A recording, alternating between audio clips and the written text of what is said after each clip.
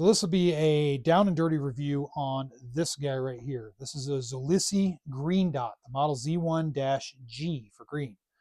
So Zulisy is a brand of, you see them on Amazon. They're an Amazon brand. And they have various dots for pistols. They have RMR and RMSc setups. This one is an RMSc type setup.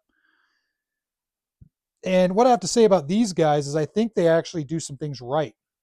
They're really inexpensive. If you go to Amazon and just type in Zulisy, you'll see their various models and you kind of see what I'm talking about for the price. They're very entry level.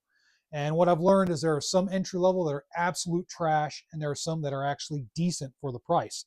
These, with my limited experience, now I've done only a few reviews on these, so keep in mind my experience is kind of with a sample size of one on each of the models, have been pretty good.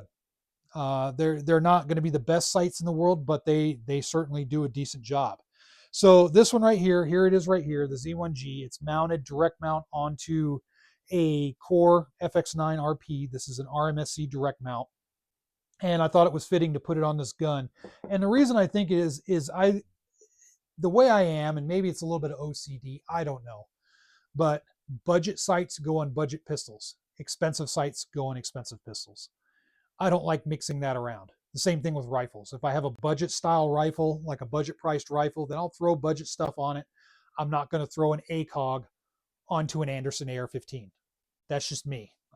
Some people may think that's weird, but that's just how I like to think about things in firearms. So I thought this would be a perfect host for the sight. So RMSc, this is a direct mount, so it mounted direct to the gun. The mount up is good.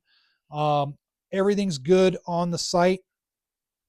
Again, this is a green dot, so maybe, there you go, you kind of get an idea of the dot right there. The glass is clear, a little bit of a slight tinge to the colored tinge to the glass, but that's normal for when it comes to red and green dots. The dot is visible. There's no star bursting that I can see on the dot. It's pretty good. Obviously, there's a little bit of starburst if I turn it up all the way. But if I'm in a low light situation, I just max out the settings, and yeah, I'm going to get a little bit of starburst, but it's pretty good. The elevation and windage are tight on here. I'm really happy with that. They're not loose like I see a lot of the budget dots out there that I've messed with. They have kind of a looser type elevation and windage, so I do like that. Does have a couple ears on the back that aid with, could be almost like a pseudo rear sight reference. So I dig that. The overall profile, just flat on the top with a little bit of extra material right here. I think it'll hold up decent to drops. But I do think over time, yeah, you could drop this and you probably still will crack the glass. So just be careful. That kind of goes across the board. If you're handling a gun with sights like this with a dot, then there's some extra steps I think that you have to do to be careful. It doesn't matter if it's something like this or if it's something like a Trijicon RMR or an SRO or enclosed sight like an aim point or anything like that. So I do think, yeah, if you bang it up enough, you're going to crack that glass pretty easy enough. But overall, it's pretty good. The battery is on the inside here. I do like that top mount battery.